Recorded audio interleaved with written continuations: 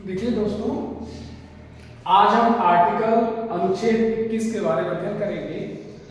तो अनुच्छेद 21 जो कहता है प्राण एवं दैहिक स्वतंत्रता के बारे में कहता है। तो ध्यान से समझ लीजिए, ध्यान से सुनिएगा। अनुच्छेद 21 प्राण एवं दैहिक स्वतंत्रता के बारे में कहता है।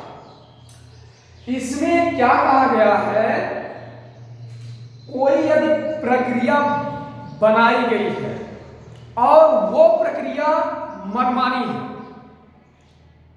प्रक्रिया बनाई गई वो प्रक्रिया मनमानी है, अगर वो प्रक्रिया मनमानी है तो आर्टिकल, जिसे हिंदी में कहते हैं अनुच्छेद, ये अनुच्छेद 21 आपको क्या करेगा, सुरक्षा प्रदान करेगा। लेकिन वही प्रक्रिया यदि विधानमंडल की से प्रेरित है, विधानमंडल के द्वारा बनाया गया है, आप कह सकते हैं जिसमें आपके विधानसभा विधान परिषद आते हैं, यदि उनसे यह प्रक्रिया बनाई गई है तो वहां पे अनुच्छेद 21 सुरक्षा नहीं दे सकता है। पहली चीज। दूसरा हमें देखना यह है कि जो अनुच्छेद 21 है, उस अनुच्छेद 21 से व्यक्तिगत स्वतंत्रता की बात की गई है। अब यहां पे आपके दिमाग में एक क्वेश्चन बनता होगा कि प्रक्रिया क्या है, प्रक्रिया क्या है। प्रक्रिया कहने का मतलब जैसे आप कहते हैं ना कोई कानून बना देना। जैसे सरकार आती है तो सरकार ने कानून बना दिया। अब सरकार जो है कानून जब लाती है तो उसमें जो विधानमंडल है उसकी भी मौजूदगी होनी जरूरी है। अगर सरकार कानून बना रही है तो कानून तो विधानमंडल से पारित हो गया है, उसे न्यायालय देखेगा। न्यायालय देखेगा, यदि वो न्यायालय की नजर में सही आता है तो उसको पारित कर देगा। तब तो न्यायालय ये कहेगा कि ये भैया जो प्रक्रिया बनाई गई वो मनमानी नहीं है। लेकिन यदि वही प्रक्रिया न्यायालय को मनमानी लगेगा तो वहीं पे न्यायालय इसको क्या करेगा, खत्म करने का प्रयास करेगा। हमने आपको बताया कानून जो बिल होता है वही प्रक्रिया है। कहने का मतलब सरकार मनमानी थोप दी आपके ऊपर मनमानी तरीके से कार्य करे। न्यायालय कह रहा नहीं, ये मनमानी नहीं आप चला सकते, लेकिन सरकार कह रही है कि नहीं हम मनमानी चलाएंगे, हम मनमानी चलाएंगे आपके ऊपर। तो जब आप मनमानी करेंगे तो आर्टिकल 21 आपको सुरक्षा प्रदान करेगा। लेकिन वही प्रक्रिया यदि विधानमंडल द्वारा बनाया गया है, न्यायालय उसको मान रही है, तो वहां पे आर्टिकल 21 काम नहीं करेगा। इसमें जो केवल और केवल बात की गई है वो व्यक्तिगत स्वतंत्रता की बात की गई है। किसकी बात की गई है, व्यक्तिगत स्वतंत्रता की बात की गई है। और व्यक्तिगत स्वतंत्रता में आपका उच्चतम न्यायालय भी आ जाता है। और व्यक्तिगत स्वतंत्रता का तात्पर्य है निजी स्वतंत्रता, निजी जीवन, शारीरिक स्वतंत्रता। हमारे शरीर को स्वतंत्र चाहिए, ठीक है ना। दूसरी चीज यहां पे देखिए, यहां पे क्या क्या आता है। अब यहां पे हम बताएंगे आपको, एक तो निजता का अधिकार आता है, दूसरा आश्रय का अधिकार आता है, तीसरा स्वास्थ्य का अधिकार आता है। जितने भी अधिकार हैं आपके आर्टिकल 21 में आते हैं, आर्टिकल 21 में आते हैं। हालांकि आप आगे ये भी देखेंगे जो शिक्षा का अधिकार है वो 21 क में वर्णित है, 21 क में वर्णित है। तो वहां पे जो है शिक्षा को अनिवार्य बना दिया गया है। क्या बना दिया गया, शिक्षा को अनिवार्य बना दिया गया है कि 6 से लेकर 14 वर्ष के बच्चों को निःशुल्क शिक्षा प्रदान की जाएगी। तो ध्यान दीजिएगा, आर्टिकल 21 को पहले हमें ध्यान रखना है कि आर्टिकल 21 प्राण एवं दैहिक स्वतंत्रता से संबंधित है। इसके बाद आइए हम देखते हैं क्या है।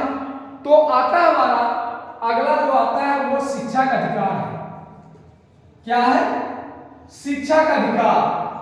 अब ये शिक्षा का अधिकार किसमें है? तो जो शिक्षा का अधिकार है वो 21 क में वर्णित है। यही थोड़ी देर पहले हम चर्चा कर रहे थे। तो शिक्षा का अधिकार जो है वो 21 क में वर्णित है। अब ये शिक्षा के अधिकार में क्या है कि जो भी बालक 6 से 14 वर्ष के हैं उनको निःशुल्क शिक्षा दी जाएगी। ठीक है ना? और हमने ये कहा, लेकिन ये निर्णय कौन करेगा? ये निर्णय करता राज्य। कौन करता है? राज्य करता है।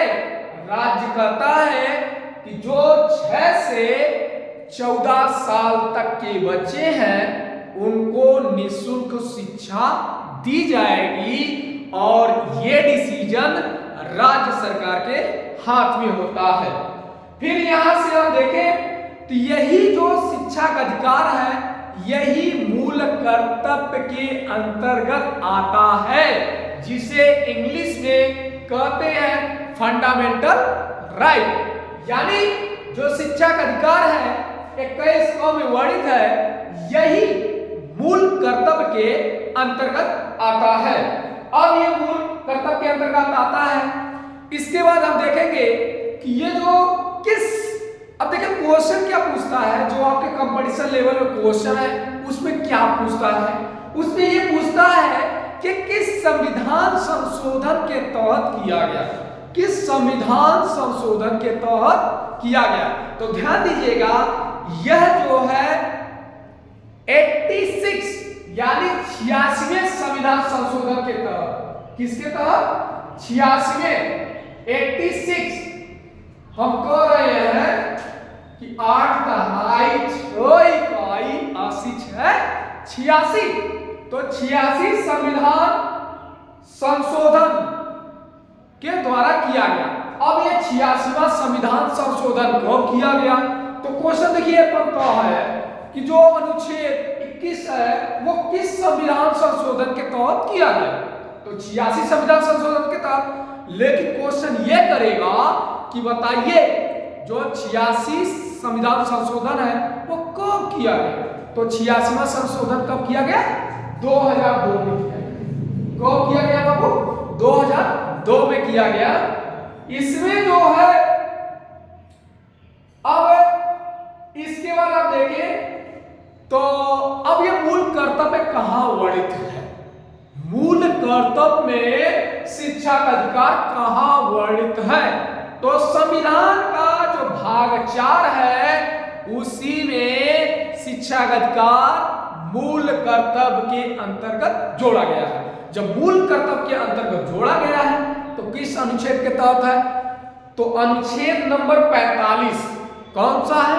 अगर मूल कर्तव्य में जाएंगे तो अनुच्छेद 45 पाएंगे, नहीं तो वैसे अगर आएंगे तो अनुच्छेद 21 में शिक्षा का अधिकार है। अब देखो क्वेश्चन क्या पूछेगा? क्वेश्चन ये पूछेगा कि मूल अधिकार के अंतर्गत शिक्षा का अधिकार किस अनुच्छेद के तहत वर्णित है? तो अनुच्छेद 45 के तहत वर्णित है। आज हम इतना बताएंगे, कल फिर बताएंगे आपको